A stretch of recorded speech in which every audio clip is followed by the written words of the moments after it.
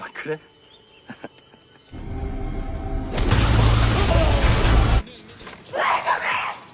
Va bene. Chi è questa donna in bianco? Il destino la condora nuova va ed aiutala a... Kali ini, saya akan merangkum alur cerita drama fantasi Korea, yang berjudul Island. Menceritakan pertarungan melawan iblis di Pulau Jeju. Seorang putri konglomerat bernama Minho, melakukan sebuah kesalahan, yang mengakibatkan saham perusahaan ayahnya anjlok. Hal itu membuat ayahnya marah, sehingga Minho pun dikirim ke Pulau Jeju sebagai relawan. Akan tetapi ternyata pulau tersebut adalah sarang iblis, dan Minho adalah seorang gadis yang menjadi incaran iblis di sana. Namun seorang manusia setengah iblis bernama Fan, datang membantu untuk melindungi Minho.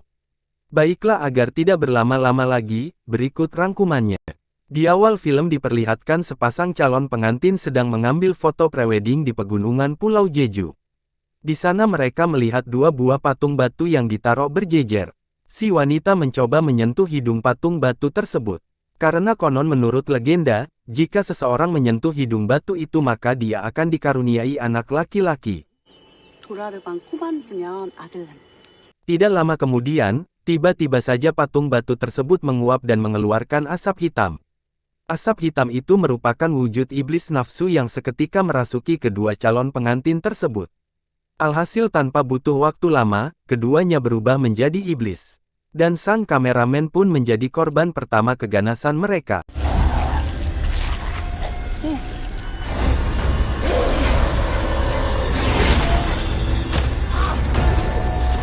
Tapi tiba-tiba seorang pria datang membunuh pengantin pria. Dia adalah Fan, makhluk abadi setengah manusia dan setengah iblis, yang saat ini melakukan misi untuk membunuh para iblis nafsu tersebut.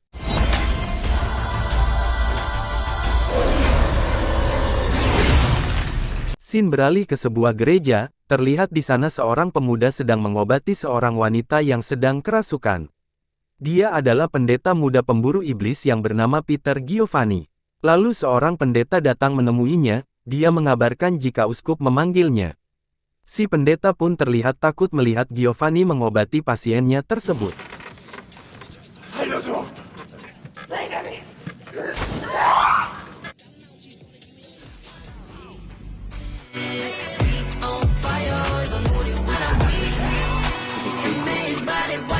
Setelah itu Giovanni lalu mendatangi uskup.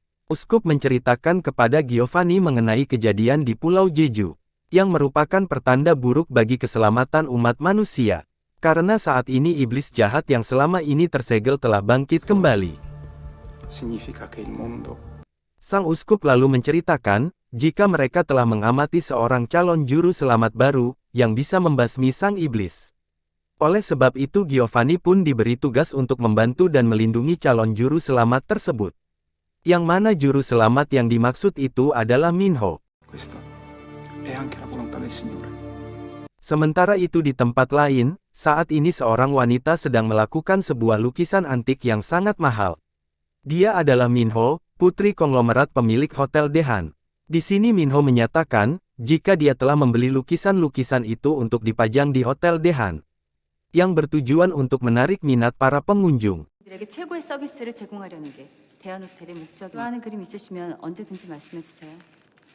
Tapi apa yang dilakukan Minho membuat bibinya marah. Karena dia menganggap jika Minho tidak menghargai dirinya sebagai pemilik saham Dehan. Karena menurut bibinya itu, dirinya lah yang lebih pantas mengambil keputusan perusahaan. Namun Minho membalas jika 40% saham grup Dehan, 25% adalah miliki ayahnya Minho.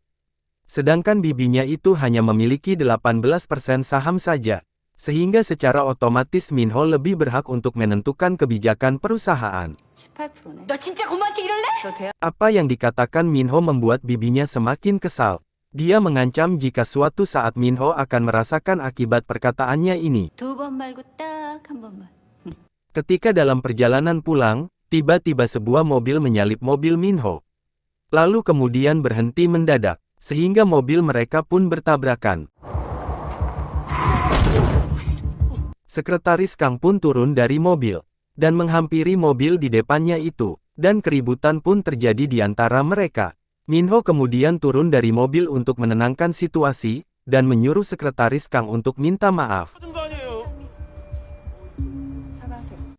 Namun sepertinya dua orang pria itu sengaja membuat keributan, yang membuat Minho tersulut emosi, lalu menghajar salah seorang pria, yang ternyata kejadian itu memang sudah direncanakan, tanpa diduga pria yang satunya merekam semua tindakan Minho.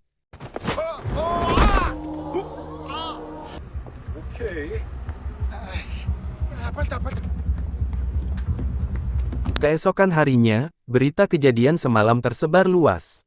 Minho dituduh telah melakukan penganiayaan dan bertindak seenaknya, yang menyebabkan saham perusahaan hotel Dehan anjlok.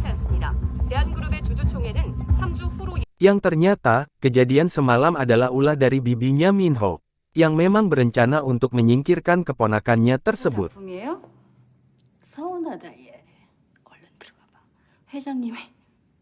Tindakan Minho yang telah menyebabkan kerugian perusahaan, membuat ayah Minho yang bernama Won Taehon marah besar. Minho berusaha menjelaskan jika itu semua adalah siasat licik dari bibinya. Namun ayahnya tidak menerima alasan tersebut. Karena apapun alasannya, tindakan Minho telah menyebabkan kerugian besar bagi perusahaan. Dan sebagai hukumannya, Minho dipaksa mundur dari perusahaan. Dan dia harus pergi mengasingkan diri. Manajer Chang, yang merupakan pelayan kepercayaan Won Taehon, menyarankan agar Minho menjadi guru relawan di Pulau Jeju. Awalnya Minho menolak, tapi dia tidak punya pilihan lain daripada dia harus dideportasi ke luar negeri sehingga Minho pun memutuskan menjadi relawan di SMA Tamra. 물 먹인 그 두 놈 조사 좀 해주세요. 이번 업어치기는 기술이 제대로 들어갔으기. 오른손을 좀 더 깊숙이? 어떠세요? 학교요? 하지만 이게 외국보다 낫잖아요. 탐나고등학교로 부탁드려요. Singkat cerita Minho pun berangkat menuju Pulau Jeju, dan dia ditemani oleh sekretaris Kang. Baru saja tiba di bandara, segerombolan wartawan menghampiri Minho. Sekretaris Kang pun lalu berusaha menghalangi para wartawan tersebut. Dia menyuruh Minho untuk pergi ke parkiran mobil duluan. Minho pun mengikuti perkataan sekretaris Kang. Tapi baru saja melewati pintu bandara, tiba-tiba Minho seperti mendapatkan sebuah firasat. Hal yang sama juga dirasakan oleh sosok nenek misterius di Pulau Jeju. Di parkiran ketika Minho menuju posisi mobilnya, tanpa sengaja dia melihat seorang wanita bergaun pengantin sedang makan sesuatu. Ternyata wanita itu adalah wanita yang kerasukan iblis sebelumnya. Menyadari jika Minho melihatnya, iblis itu pun seketika mengejar Minho.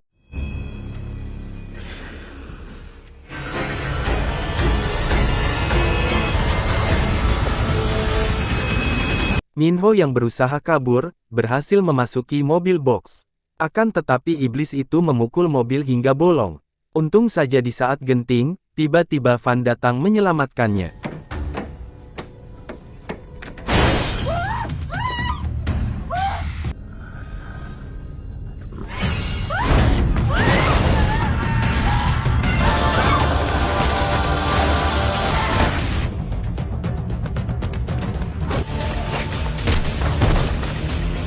Setelah berhasil mengalahkan iblis, Van membuka pintu mobil untuk melihat keadaan Minho. Minho yang melihat Van merasakan jantungnya berdegup kencang, dan lalu dia pun tak sadarkan diri.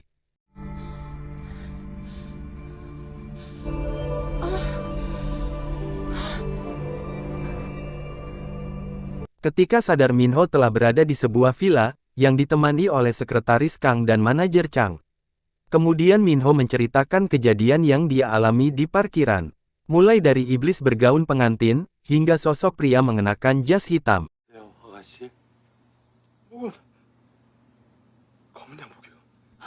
Namun sekretaris Kang terlihat kebingungan dengan perkataan Minho. Sebelumnya sekretaris Kang menemukan Minho tak sadarkan diri di area parkiran, jadi dia pun segera membawanya ke villa. Apa yang telah dialaminya membuat Minho merasa jika sesuatu yang tidak beres sedang terjadi, apalagi villa tempat yang ditinggalinya sekarang lebih mirip seperti benteng rahasia. 호텔은 여기 무슨 비밀 요새 같다. 어디 가? 같이 가! Keesokan paginya nenek misterius sebelumnya menghampiri Van, diketahui jika nenek ini bernama Baekju. Dia menceritakan jika semalam tanah bergetar dan air bergejolak, angin pun bertiup dari segala penjuru. Dia juga merasakan jika jantungnya berdegup kencang. Nenek Baekju bertanya apakah wanita itu telah kembali. 가슴이 벌렁벌렁해 낯설어서 혼났다. 똑같이 생겼더냐? Seolah mengerti maksud ucapan si nenek, Van pun mengiyakannya. Tapi sayangnya wanita itu tidak mengenali Van, di mana orang yang mereka bicarakan adalah Minho yang telah bereinkarnasi. 그냥 껍데기는 아니어야 할 텐데. 형도 이제 앞으로 나아갈 수가 있지 않겠어? Lalu kita diperlihatkan kehidupan Pulau Jeju zaman kuno dulu, di mana sebuah desa semua penduduknya tewas dibantai akibat serangan iblis. Tapi ada seorang anak laki-laki yang masih hidup. Anak laki-laki itu adalah Van. Dia pun lalu dibawa ke sebuah kuil. Di sana pemimpin kuil bernama Jongreong berencana akan menjadikannya bahan uji coba sebagai pemburu iblis. 정형계 습격에서 Baekju melarang Jongreong melakukan hal tersebut, karena sudah banyak anak kecil yang menjadi korban akibat ambisi Jongreong tersebut. Namun saat ini mereka tidak memiliki jalan lain. Ini semua dia lakukan demi kebaikan umat manusia. 사람들이 모조리 정형계 먹이가 되고 말았습니다. 대장정의 사명입니다. Ketika malam bulan merah tiba, Van bersama anak-anak yang lain dikumpulkan dalam sebuah ruangan. Sebuah pintu batu dibuka, dan di sana ada seekor iblis yang tersegel. Van bersama anak-anak yang lain pun terlihat sangat ketakutan.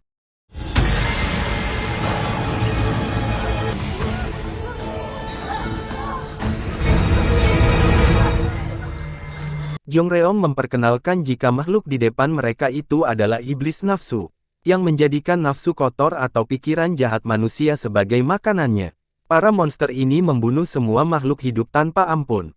Tamran adalah tempat suci yang dibuat untuk menyegel iblis-iblis jahat ini. 것들을 가두기 위해서 생겨난 신의 땅을 사륙하는 요괴가 됐다.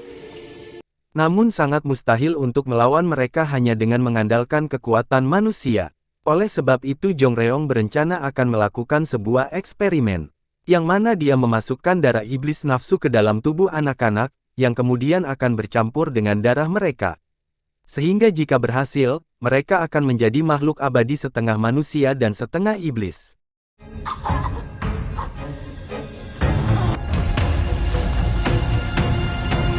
Dari sekian banyak anak-anak yang menjadi bahan percobaan, hanya 2 orang anak yang mampu bertahan. Mereka adalah Van dan Gongtan. Saat ini mereka berdua telah terlahir kembali, dan akan dilatih keras sebagai pemburu iblis. 태장사에 주살승으로 다시 태어나라면 마음을 비워라. Seorang gadis kecil bernama Wonjeong saat ini juga dididik sebagai pemburu iblis. Menyaksikan penderitaan yang dialami Van dan Gongtan membuat Wonjeong merasa kasihan. Scene beralih ke masa sekarang. Saat ini Minho mendatangi sekolah SMA Tamra. Dia disambut ramah oleh Lee San-il, yang merupakan kepala sekolah SMA Tamra. 제가 이게 꾸민다고 꾸미긴 했는데 많이 부족. 저는 탐나고 교장 이산일입니다. Grup Dehan adalah penyumbang terbesar untuk pembangunan SMA Tamra, jadi Lee San-il sangat memperlakukan Minho dengan sangat hormat. Namun di sini Minho berterus terang jika kedatangannya ke sini adalah sebagai hukuman atas kesalahannya. Jadi dia meminta kepala sekolah untuk membimbingnya selama bertugas di SMA Tamra. 새로 깔아주신다고. 제가 정말 나는 지도 편달 부탁드릴게요, 교장 선생님. 아이고 별말. 그러면 선생님들 만나보러 갈까요? Di sana Minho kembali bertemu dengan sahabatnya bernama Sujin. Sujin dan Minho sangat senang mereka kembali bertemu. 제가 돌려서 말하는 거 잘 못해서 그러는데. 사람이 사람한테 그러면 안 되는 거거든요. 알면 됐다. 야! 너 보니까 너무 좋다. Malam harinya Minho menuju sebuah kafe untuk makan malam bersama Sujin.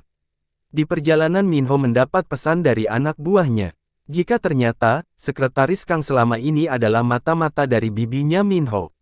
Hal itu tentu membuat Minho sangat kecewa, karena selama ini sekretaris Kang telah dianggap seperti keluarganya sendiri.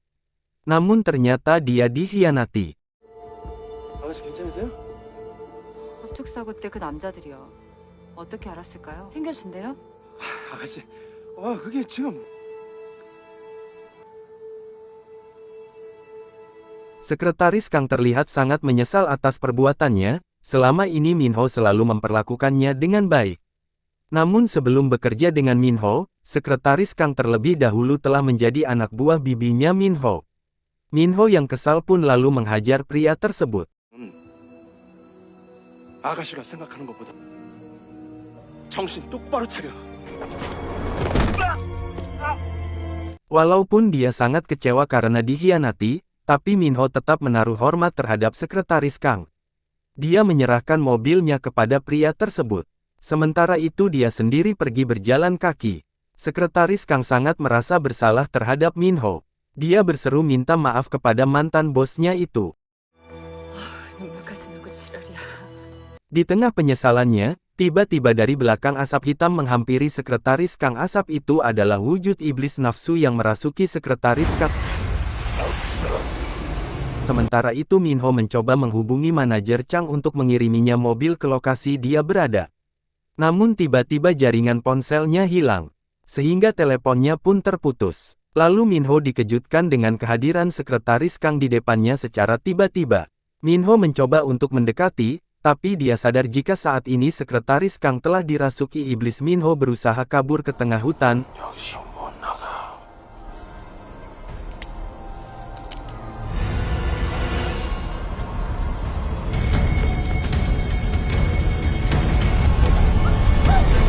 Namun dia berhasil ditangkap dan hendak dibunuh.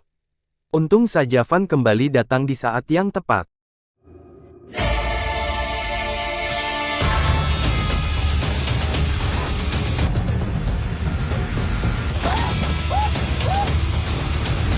Oke, demikianlah alur cerita episode 1 Island. Tunggu kelanjutannya dan mohon maaf jika terjadi kesalahan dalam penyampaian saya.